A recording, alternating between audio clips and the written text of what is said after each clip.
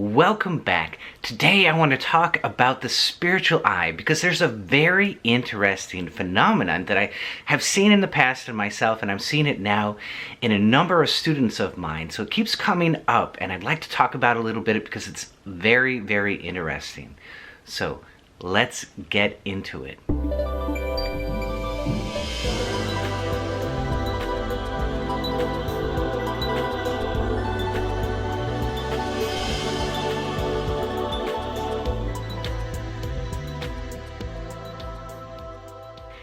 So the thing that happens when you first see the spiritual eyes, you go, is that really the spiritual eye? So these doubts immediately arise.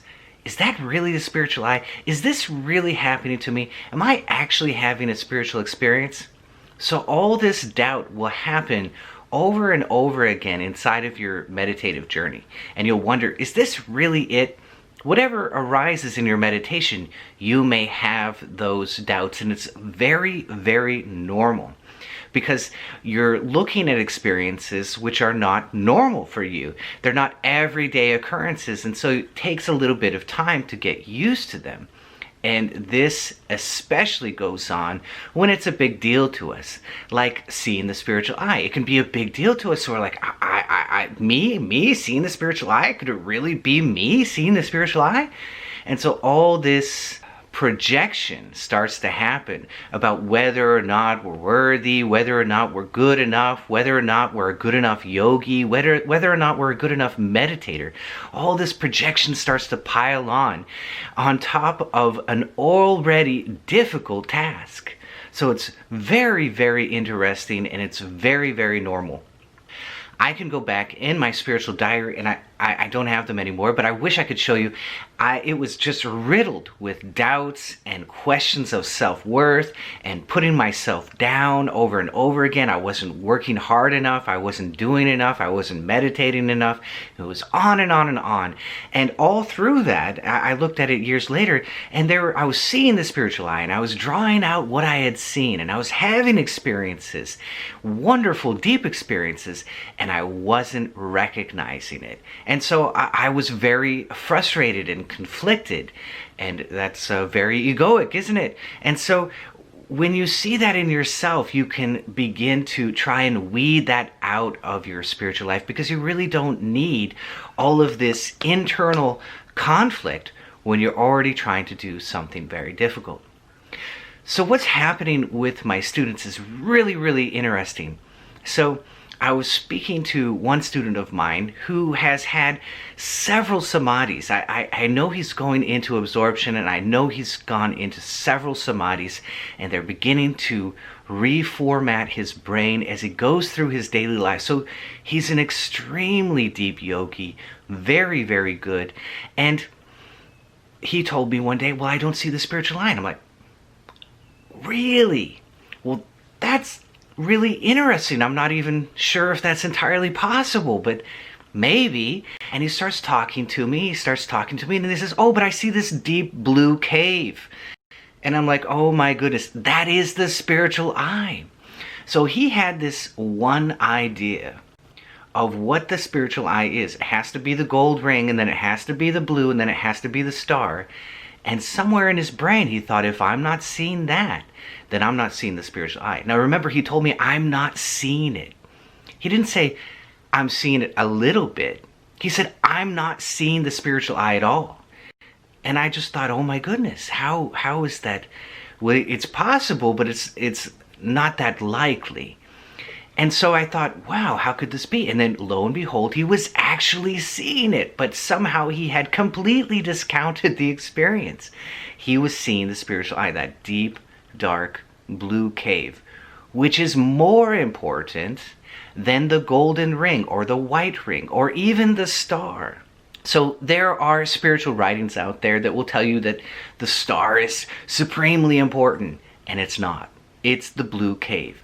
That's what's going to get you into the non-dual state, is that blue cave, that beautiful, and it doesn't have to be blue.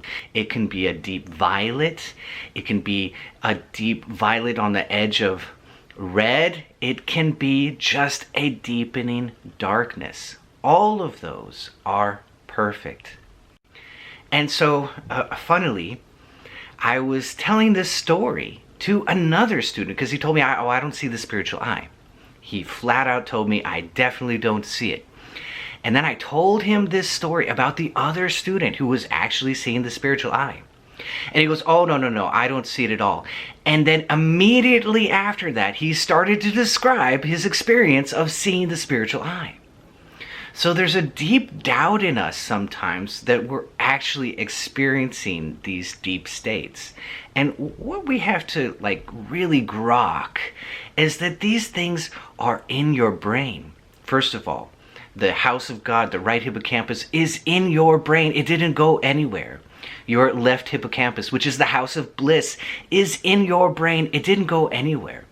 And that can be really reassuring that no matter what happens in our lives and how unworthy we deem ourselves at any given moment, these parts of the brain, this radio station for God, of the right brain, it is not going anywhere. You're stuck with it. And so, you might as well enjoy the journey into it, into developing a relationship with these deep brain parts so that we can begin to commune with all that is. That's the idea, right? So this happens a lot, and I hear this from a number of students. In fact, I just initiated somebody the other day, and I told him this story, and so he told me, well, I see this, and I see this, and I see this, but I'm not sure if I actually see the spiritual eye. Well, I'm like, well, all of those are the spiritual eye. You are seeing it. So it can be a little white circle. It can be a golden circle. It can be half of the white light or half of the golden light in the shape of a crescent moon. It might just be a little scattering of light here and a little scattering of light there. That is also the spiritual eye. You might see only the star in the very center, just a little twinkle of light. It may not look like a perfect star. It might look like some other kind of shape coming out of the light. All of those are the spiritual eye. You might see the deepening darkness of the cave. You might see the blue of the cave. You might see the violet of the cave. All of those are the spiritual eye. They are all perfect and wonderful experiences telling you that you are getting closer and closer to the right hippocampus. You may not see any of it, and you may only feel as if you are entering into a cave, as if you're entering into something a little bit deeper, a deepening and a calming of your mind, a quiet, silent state. You may feel yourself going and expanding. All of those are beautiful and perfect experiences of the spiritual eye. So you've got to acclimatize yourself to having experiences, noticing states. That's a wonderful thing about the 4 proofs. We're beginning to notice in the body, which is such an easy thing to check, that we are creating psychophysiological changes because of our heart rate variability resonance. How do we do that? Heart rate variability breathing. So it's a wonderful, wonderful journey. And as we acclimatize ourselves to actually experiencing these things and being okay to say, yes, I did experience that, we don't have to get a big ego, well, yes, I had this today. We don't have to be like that, but we can go, wow, well, I meditated and I saw this and it was great and it was a wonderful experience and I wrote it down in my diary and I pat myself on the back because it's great. That's okay. That will begin to even share it with your friends who you trust to be supportive of you in your spiritual experience. You can say, this happened to me in meditation today. And that bringing it from inside of you, outside of you, can make it more real. Now, if you don't have somebody in your life where you can really share like that and be supported by them, well, then don't bring it up. Just write it in your diary. That also brings it from inside of you into the outside world where you can kind of recognize it and accept that it's happening to you, so that you don't end up in samadhi and think that you're not seeing the spiritual eye. Which, he's such a wonderful student. I really love him. He's a great, great yogi and a wonderful person to boot. All of it is very, very normal. Even going into samadhi, the first samadhi you ever have, you're going to doubt it. Believe me, I did. And I see that over and over again.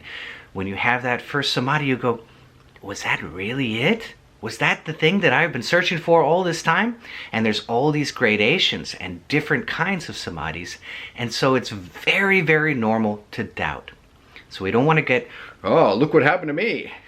And we don't want to go, oh, I don't think so. I don't think it could happen to me. We don't want either of those states. We want the state which is somewhere in between that, which is, well, yeah, I meditated, I put in the work, and I'm probably not the best yogi in the world, but this happened to me, and that's great. That's what the yogic program is for. So, I hope that you loved this. If you did, be sure to hit that bell down below so I can see all of you next time.